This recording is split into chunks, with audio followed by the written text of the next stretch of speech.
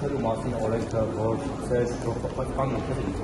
պրոպագանդայով ընդունեց ազգային ժողովը, այսօր շահները չի ընդունել, սահմանված կարգով ընդունել։ Դե ամեն դեպքում դուք դրա լոբիստ եք, դրանից դժգոհությունը շատ են, անգամ նաև ձեր գործընկեր պատգամավորներն են հենց այս ֆրակցիայից դժգոհում, վերջը ասում են, որ տրամաբանություն չկա,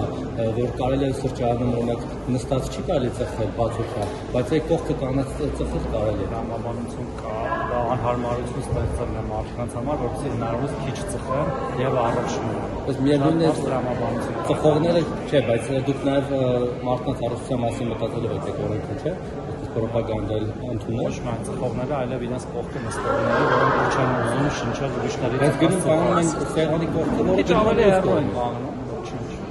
Ու այս պայն նաև վերահսկողությունը շատ թույլ կա։ Հնարավոր է վերանայեք գոնե բացօթյա թույլ տակ։ Վերանայողը ես չեմ, վերանայող ազգային ժողովն է, ես ինքս դեմ եմ վերանայեմ, որովհետև դա հետքայլ կլինի արդեն բավական պրոգրեսիվ օրենքից, որը աշխարհը փորձում է նաև կիրառել աստիճանաբար։ Էֆեկտները, արդյունքները տեսնում եք։ Արդյունքները հետազոտությունների ընթացքում պետք է տեսնվեն, մեր գործընկերները կարծում եմ զբաղվում են դրանով։ Ամեն դեպքում դժգոհում են ձեզանից, անգամ ձեր գործընկերները դժգոհում են, թե ինչ օրենք ընդունեցինք Արսեն Թորոսյանի Ոչինչ, հիմա կդժգոհենք 20 տարի հետո կհիշեն Պարոն Թորոսյան, ձեր տեղակալ Տաթևիկ Ստեփանյանի մայրը համացանցում ատելության խոսք է տարածել էր Արեգա Հովսեփյանի նկարները, գրել էր, որ ասեմ անասուն, չի տական այս տիպի բառեր, բայց Տաթևիկ Ստեփանյանը կանանց խորհրդի նախագահն է կանանց հարցերով։ Դուք չեք կարող իրեն ասել փոխանցի սա տվյատելության խոսք չլինի, չէ՞ որ պաշտոնատար անձի մայրը։ Որ ընդհանրապես ատելության խոսք Հայաստանի Հանրապետություն չլինի, հրապարակային խնդրում հրապարակել։ Ձեր տեղակալին հորդորել եք այդ մասով ինքների մայրիկը։ Բոլորին եմ հորդորել։ Հայր որդու այսպես տեսանյութ է, որտեղ հայրը սոված էին, սովամահ են լինում, տղան շատ բան վիճակում, հայրը նույնպես եւ մեղադրում են նախարարությանը, որ չգիտեմ, համապատասխան օգնություն ու սոցիալական աշխատողները չեն անտեսել եք եւ այս մարդիկ պետության այսպես հոգացությանը չեն արժանացել, անտանձնության են արժանացել։ Տեսեք, ուրեմն այդ քաղաքացիները Հայաստան են տեղափոխվել տարվա սկզբին, Մի քիչ բարձր է։ այլ երկրից եւ մոտեցել են մեր միասնական սոցիալական ծառայություն, մենք նրանց առաջարկել ենք մեր ծառայությունները, այդ թվում դիմում սոցիալական բնակարանի համար, այդ թվում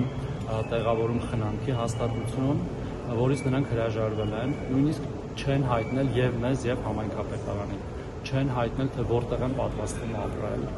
չգիտեմ ինչ հանգամանքներով պայմանավորված, որովհետեւ մենք գոնե ընթացքում կապի մեջ ենք եւ մենք եւ համայնքապետարանը, որովհետեւ դա միայն մի ծառայության գործ չէ, եւ ըստ էության նրանք իրենց կամքով չեն ուզեցել, որ մնան մեր ռադարի տակ, այսպես ասած, որպես խոցելիություն ունեցող քաղաքացիներ, երբ որ նրանք հայտնվել են ռադարի տակ, դա եղել է մամուլի միջոցով, մեր քաղաքացիների միջոցով, մենք կրկին սկսել ենք զբաղվել նրանցով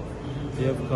նորից առաջարկել ենք տեղափոխել խնամքի հաստատություն, որից նորից նրանց հրաժարվել են։ Հիմա եթե չեմ սխալվում, որդին գտնվում է վերակենդանացման բաժանմունքում, մինչ օրս ծանր շատ վիճակում, որովհետեւ հիմա չեմ ուզում մասնական տվյալներ բացահայտել, բայց շատ ծանր հիվանդություն ունի, հյուծվածությունով չպայմանավորված ծանր հիվանդություն ունի։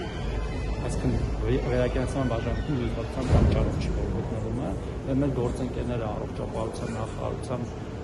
նաև զբաղվում են դրանով, հույս ունենք, որ կվերականգնվի եւ մեր առաջարկը ուժի մեջ է տեղավորել խնամքի հաստատություն, բայց քաղաքացիները հրաժարվում են։ Պարոն Թորոսյան, նաև Արցախի